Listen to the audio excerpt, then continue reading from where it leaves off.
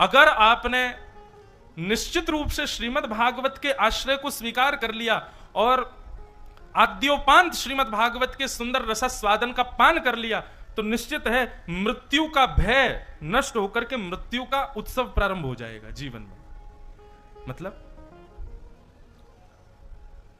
फिर देह अभिमान नहीं करेगा, फिर ये छोटी छोटी चीजों से आपको विचलित नहीं होगे। धीरे धीरे तन आपका हर प्रकार की स्थिति में सम होने लग जाएगा। अभी अपमान में बुरा लगता होगा, लेकिन कथा धीरे धीरे सुनने लग जाओगे, फिर कभी अपमान होगा तो उससे कोई फर्क नहीं पड़ेगा आपको। अभी भोजन में स्वाद कम होने पर विचलित हो जाते होंगे, लेकिन कथा धीरे धीरे सुनते रहोगे, सुनते सुनते एक दिन ऐसी स्थिति आएगी, भोजन कैसा भी हो पेट भरना चाहिए बस हमारा, चाहे उसमें स्वाद है नहीं है, इससे आपको ज्यादा विचलितता नहीं होगी। कथा सुनते सुनते धीरे धीरे ऐसी स्थिति हो जाएगी कि एसी नहीं हो, पंखा ही है, बस चलेगा, कोई बात नहीं, पंखा भी खिड़की दे दो भाई, हम इसी में ही रह लेंगे। मतलब कथा आपको ऐसा बना देगी कि आपके देह को फिर स्थिति परिस्थिति से फिर कोई फर्क नहीं पड़ेगा। आपके चित्त, आपकी बुद्धि, आपका तन, वो हर प्रकार की स्थिति में सम होने लग जाएगा। ऐसी स्थिति बनने लग जाएगी कथा सुनने के बाद।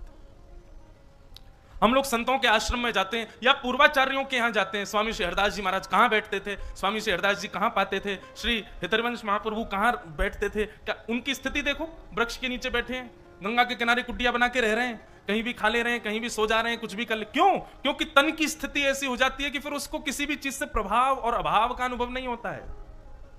यह सत्संग का प्रभाव है। मृत्यु का भय नष्ट हो जाता है कथा सुनने वाले का। मैं तो कहता हूं कथाओं में कि कथा सुनने वाले श्रोता मृत्यु से भयभीत नहीं होते, मृत्यु का इंतजार करते हैं। उनके लिए तो मृत्यु उत्सव बन जाती है। कैसे? ये 7 दिन की कथा क्या है? ये 7 दिन की कथा हमारे श्याम सुंदर के साथ भामर हैं। हर दिन आप कथा सुन रहे हो, मतलब एक भामर, एक फेरा आपका पूर्ण हो रहा है ठाकुर जी के साथ। आज एक फेरा हो गया, कल दूसरा, तीसरा, 16 तारीख तक 7 फेरे हो जाएंगे।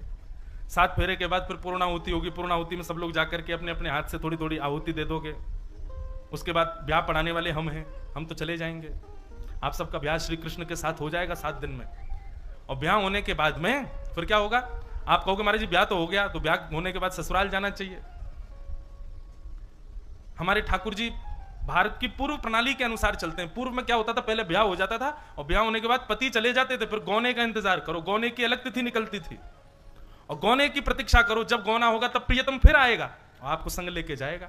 तो अभी क्या है, ये 7 दिन में कथा सुन के आपका ब्याह हो जाएगा ठाकुर जी के साथ, और 7 दिन के बाद फिर गौने की प्रतीक्षा करो। गौना क्या है? मृत्यु ही गौना है, हमारी मृत्यु ही गौना। कई लोग खुश होकर ताली बजा रहे, कई लोग दुखी हो गए। मृत्यु गौना मृत्यु गौना।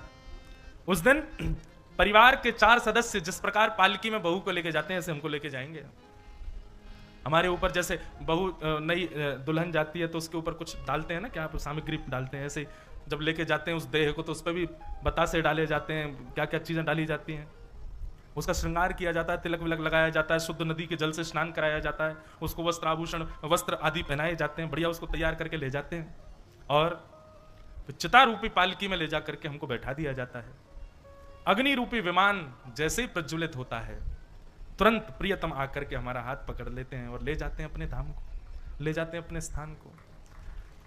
निरंतर कथा में रमने वाले के लिए मृत्यु भय का कारण नहीं होता।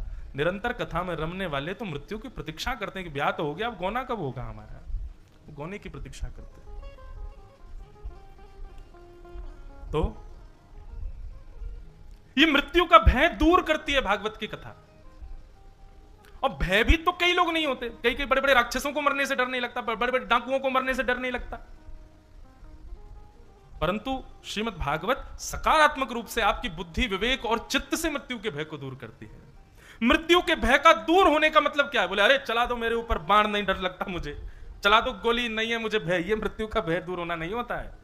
मृत्यु का भय दूर होने का मतलब यह है कि मृत्यु आए उससे पहले पहले मैं अपनी सारी दूषित स्थितियों को सुधार लूं। मेरी मृत्यु आए उससे पहले पहले मैं भगवत दर्शन कर लूं। मेरी मृत्यु आए उससे पहले पहले इस देह का पूर्ण साफल्य क्या है, इस देह को मिलने का पूर्ण उपयोग मुझे क्या करना है, वो मैं कर लूं। ये मृत्यु के भय का दूर होने का मतलब है। तो श्रीमद् भागवत ऐसा निर्माण करती है। काल व्याल मुखग्रास त्रास नृणास हेतवे श्रीमद् भागवतम शास्त्रम कलौ कीरेण भाषितम।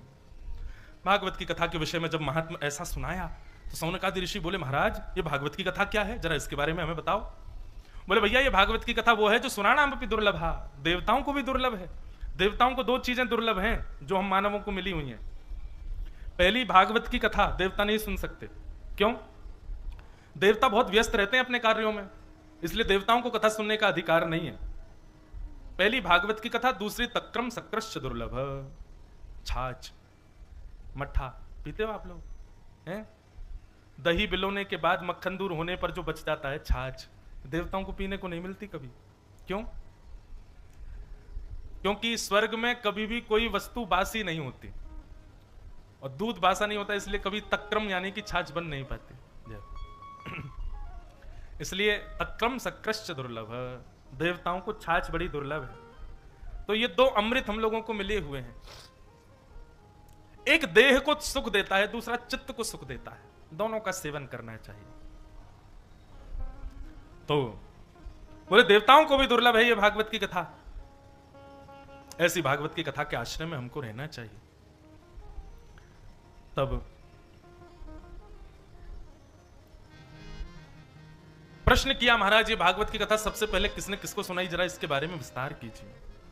तब विस्तार करते हुए यहां पर कहते हैं कि एकदा ही विशालाया चत्वार ऋषयो मला सत्संगार्थम समायाता ददृशस्तुत्र नारद। एक बार की बात है, बद्री विशाल में 4 ऋषि भ्रमण कर रहे थे। कौन कौन? सनक, सनंदन, सनातन, सनत कुमार। और चारों ने नारद जी महाराज को देखा। नारद जी को देखते ही चारों ने पूछा, कथम ब्रह्मन दीन मुखम कुतश्चिंतातुरो भवान। हे ब्रह्मन, तुम इतनी चिंता में क्यों लग रहे हो? क्या बात है, तुम्हारे चेहरे से ऐसा क्यों लग रहा है कि तुम बड़े चिंतित हो? बंधुओं, मानव की पूर्ण पहचान उसका मुखमंडल करा देता है। बहुत ध्यान से सुनिएगा सब लोग। एक और चीज, सत्संग करने वाले की दृष्टि ऐसी हो जाती है कि वो किसी का चेहरा देख करके परख सकता है कि ये व्यक्ति सत्संगी है कि नहीं। आपकी नहीं पता, पर हमको तो ऐसी हो गई है कि इतने लोग मिलते हैं, व्यक्ति के केवल उपस्थित होके उसके मुखमंडल की आकृति मात्र से इतना अनुभव तो हो जाता है कि ये सत्संगी है कि नहीं। ये कोई चमत्कार नहीं है, ये सत्संग की विधा है। सत्संग आपको इतना अनुभवी बना देता है कि आपके नेत्रों के आगे जो आएगा आप उसके चेहरे को देख के पता कर लोगे कि ये सत्संगी है कि नहीं। प्रणाम करने की स्थिति से पता चल जाता है कि ये गुरुजन उपाश्रित है कि नहीं। उसके उठने बैठने चलने और शब्दों के प्रयोग से पता चल जाता है कि ये कितना सत्संग करता होगा। सत्संग का प्रयोग बता देता है, उसकी स्थिति बता देती है कि ये सत्संगी है कि नहीं। तो चेहरे से ये पता चलना कि ये थका हुआ है, चेहरे से ये पता चलना ये प्रसन्न है, चेहरे से ये पता चलना उदास है, ये सामान्य बात है। पर चेहरे से ये तक पता चल जाना कि ये व्यसनी है, चेहरे से ये तक पता चल जाना ये कामी है, ये भोगी है, लोभी है, ईर्ष्यालु है, ये सत्संग की कृपा होती है। सत्संग करने वाले व्यक्ति को ऐसी दृष्टि मिल जाती है, वो अनुभव कर लेता है सामने वाले से। तो नारद जी महाराज के मुख को देख करके सनत कुमारों ने कहा कि भगवान आप इतने चिंतित क्यों लग रहे हो, क्या बात है? तब नारद जी कहते हैं, बोले भगवान क्या बताऊं, बड़ा विचित्र हो गया मेरे साथ। तो बोले क्या? बोले पृथ्वी की बड़ी प्रशंसा होती है देवलोक में, और प्रशंसा सुनकर के मैं पृथ्वी पर भ्रमण करने के लिए गया, लेकिन पृथ्वी तो बिल्कुल उल्टी है, जैसी सुनी वैसी तो कुछ भी नहीं है। और ये बात निश्चित है बंधुओं, पृथ्वी पर विद्यमान जितने स्थान हैं सबकी प्रशंसा सुन लीजिएगा, पर जब आप वास्तविक रूप से उस स्थान पर व्यवस्थित होगे तो वो स्थान उतना सुख नहीं देगा जितनी उसकी चर्चा सुख दे रही थी। बहुत ध्यान से सुनिएगा, एक बात, एक सूत्र बता रहे हैं। सांसारिक वस्तु और भगवत संबंधी वस्तु दोनों में अंतर क्या है? सांसारिक वस्तु चर्चा से बड़ी सुंदर लगती है, लेकिन जब आप उसका उपभोग करोगे तो वो उतनी बढ़िया नहीं लगती जितनी चर्चा में बढ़िया लग रही थी। जैसे अब भोपाल में कोई खाने की वस्तु हो, उसकी कोई बहुत प्रशंसा करे, अरे महाराज वहां की वो कचौड़ी खा लेना, अरे तुम याद कर लोगे, अरे ऐसी है वैसी है, जे है वो है, आदि आदि। आप अपने योग बनाया, जाके खाने के लिए गए, जैसे ही आपने खाई तो बोले यार इतनी तो बढ़िया नहीं है जितनी तुम प्रशंसा कर रहे थे। ये हमने केवल एक वस्तु के बारे में कहा, लेकिन संसार की हर वस्तु ऐसी है, वो चर्चा में सुख देती है लेकिन उपभोग में सुख नहीं मिलता। लेकिन भगवत भगवत वार्ता जितना सुनने में सुख देती है, अनुभव में उससे कई गुना ज्यादा सुख मिलता है। ये अंतर है। आप यहां कथा सुन रहे हैं, सुनने में जितना सुख मिल रहा है, इसी वार्ता का जब आप अनुभव करोगे ना, तो अनुभव तो स्थिति ऐसी कर देगा कि बस जैसे कबूतर का पंख आकाश से ऐसे लहराता ना, ऐसे लहराओगे आकाश में, इतने हल्के अनुभव करोगे अपने आप को, ऐसी स्थिति में पहुंच जाओगे। कभी ठाकुर जी ने यदि इतना सा भी संकेत, कोई अनुभव, सांकेतिक अनुभव भी यदि करा दिया, आप प्रसन्न हो जाओगे। यही अंतर है संसार में और आध्यात्म में। आध्यात्मिक स्थिति केवल बड़ी बड़ी बातें नहीं है, उसका अनुभव कीजिए एक बार। वो अनुभव चर्चा से ज्यादा सुख देता है। तो नारद जी महाराज ने पृथ्वी की बड़ी प्रशंसा सुनी। घूमने के लिए जब पृथ्वी पर आए, अहम तुम पृथ्वीम यातो ज्ञात्वा सर्वोत्तमामिति पुष्करम च प्रयागम च काशी गोदावरीम तथा हरिक्षेत्रे कुरुक्षेत्रे श्रीरंगम सेतुवंदनम एवमादिषु तीर्थेषु भ्रममाण इतस्ततः। नारद जी महाराज बोले, पृथ्वी पर जब मैं भ्रमण करने के लिए गया तो बोले मैं तीर्थ क्षेत्रों में गया, तब मेरी ये स्थिति हो गई। कहीं मैं गैर तीर्थों में चला जाता तो क्या होता। तीर्थों में जाकर